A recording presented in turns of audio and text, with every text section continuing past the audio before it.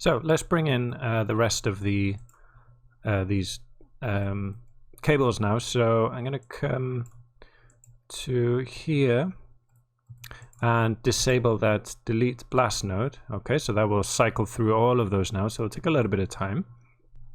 There we are. So we got all the cables coming through there now. Now I want to make the kind of these longer pieces here. I want to make them the attached constraints unable to break there. Okay, so the ones kind of nearer the back while doing tests. So some of these seem to be breaking too early. So I've decided to make these at the back unable to come away from the bridge. Okay, and also, you know, that part of the bridge doesn't fall anyway. So I'm dropping an object merge here, and I'm going to bring in. Oh, we've already got it actually. Yeah, sorry. Just alt click and drag, bring this over. Or we could use the same one, but well, I'll just stick with this one. So let's drop a time shift and go to the last frame on this. Delete channels there and go to frame 250. Okay, so yeah, obviously this part doesn't ever fall, and so it stands to reason that these cables shouldn't break, right? So what I'm going to do is kind of make a selection of these, the attached constraints that we make here of these, and make them really strong, or the distance that they need to be stretched at to be much longer. Okay, so I'm just going to make a selection here just by eye, just grabbing the back. Be careful not to go too far forward. Okay, we need the bit at the back here. So if I was to select something here, or, you know, basically it's important that any part of the bridge which falls down, we don't include it, because I don't want, for example, this cable to be always stuck to the piece that falls down. Otherwise it's going to stretch way far down and not look right. So be conservative. Just grab the kind of last part of the bridge, and the same on the other end. Remember to hold shift, click and drag to make that selection. Okay, and then press delete non-selected, just to grab that part. And then we're just going to do something similar to what we did up here, kind of making a group with VDBs. All right, so VDB from polygons.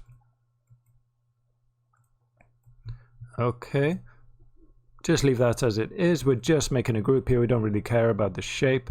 And to kind of make this a bit bigger, I'm going to drop a VDB reshape STF.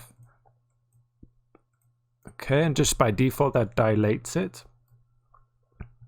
And we can push it up a bit more just to make it bigger, just so we be sure that we grab these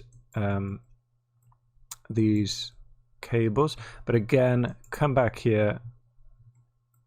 Maybe let's just take a look.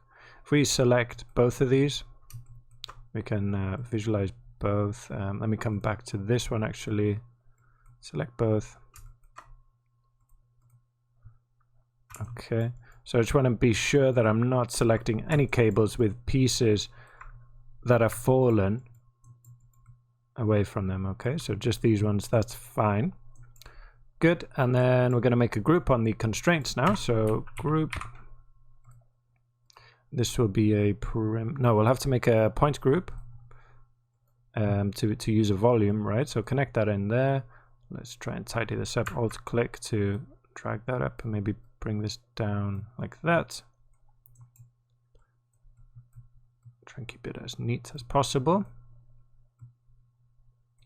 There we go. Okay, and then I'm going to call this strong, because these are going to be strong.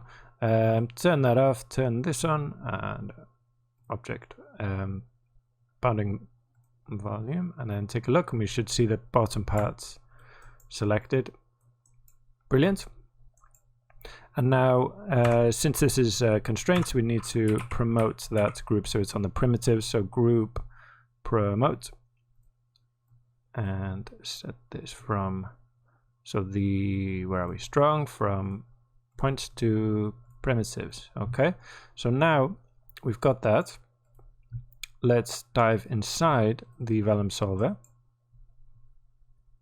And in here we can change things over time and also take advantage of that group that we just made. Okay, so if we drop a Vellum constraint property,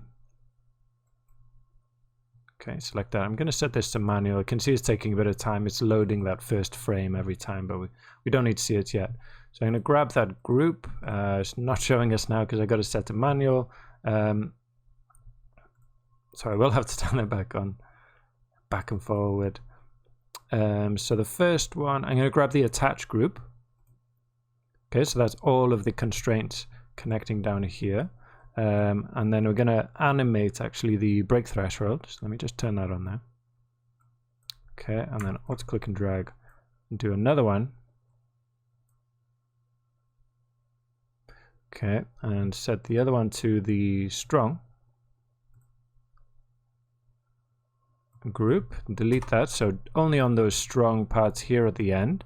The break threshold is going to be way higher than it was before, so 0.2. So basically, you know, then they're not going to break at this level when you compare it to, you know, what we use on the other side. So I'm going to set this back to manual because I want to set keyframes here, and we don't want to be simulating the whole way. Okay, so on the first frame I'll leave it, I'm going to leave it fairly low, 0.03. Okay, and then move up to frame 90 and keep it there at 0.03. And then go to frame 120 and just drop it down a bit to 0.01. Okay, so for the first kind of more or less 100 frames, they stay fairly strong, and then they'll get a bit weaker, so we'll see a few of them, you know, randomly pop off, and the rest, and then once it gets to, you know, that final keyframe, they'll break away quite easily, okay, as the bridge falls away more. And then this one we just leave at 0.2 because we don't want these to break at all. If they do, we can just raise this value up higher. It doesn't really matter, but, you know, 0.2 is plenty. Okay, what else do we want to do in the solver? So again, you know, in all of our simulations here, we're having to do some work to get that sense of scale, which is really important, especially in a simulation like this where we've got, you know, at such a big size, like a big bridge. It's very important to consider that, and it's a feature that you see of kind of bad simulations in Houdini, is that things look small always, especially bullet simulations, RBD, things are kind of bouncing around like everything's tiny. So it's you've got to do some work to kind of get that looking right. It's really important. So what I've found with this simulation is what really helped was this time scale, right? So dropping this time scale value gives a sense of slow motion, like things are moving in slow motion. But, you know, just like dropping the gravity for the bullet sim, that gives a sense of scale. Things, you know, can't move very quickly when they're very big. So time scale, I'm going to drop that down to 0.25. Okay, forces, I'm going to drop the wind drag a bit just so that things are allowed to sway and move for a little bit longer than normal. And that's pretty much it. The sub-steps I found, I didn't need to raise them at all. And I think that's pretty much ready to go. Let's go back to the first frame. This simulation does take quite a bit longer than the others.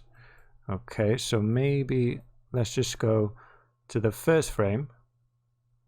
Let me get rid of that. These templates, they're kind of annoying. And let's just run a flipbook for the first few frames, okay? Just to make sure. I don't want to cache the whole simulation and for it to be completely, you know, for us to forget something obvious. So let's I'll save it and then just run a simulation. I'll probably stop it once we're kind of 50 frames in, something like that. Just stop the sim there. just got, what we've got 27 frames, but I can see, you know, everything's holding now, and then once they get stretched and pulled apart far enough, they start to break there, and you can see them snapping back, which gives us this nice behavior. So I'm, you know, confident enough to let it go ahead now. So let's get rid of that, go back here, just let that run through again, and then let's drop a file cache. This time just standard file cache. Okay, there is vellum IO, I think, but that's for saving the constraints and stuff, and we don't really need that. Where is it? Vellum IO. But in our case, we don't need to save the collision geometry or the constraints, so just standard file cache is fine. So we want frame range. Let's save this into our geometry folder. Let's make a new one. So let's call it vert cable cache. Okay, and /. Let's just say cable cache, and $f3.geo, and that's fine. That will create the folder for me. 250 frames is good. Okay, save to disk. Actually, let me interrupt that. Always important. Save first. Now, save to disk. Just run a quick flipbook of that simulation that's finished here, and you know, it's kind of okay, but then I find as it's coming later, it's looking a bit floaty. Just, you know, I've gone a bit overboard with trying to slow things down to make it look large scale. Like going overboard, it kind of starts to look like it's underwater, or you know, in slow motion or something. So I'm going to do a couple of things. So come back here. The time scale I'm going to set to 0.35. Okay, and then I'm actually going to push the gravity to -15, and hopefully that will solve that for us. Okay, so we'll reset that and then sim that, cache that out again, and it should be looking good then.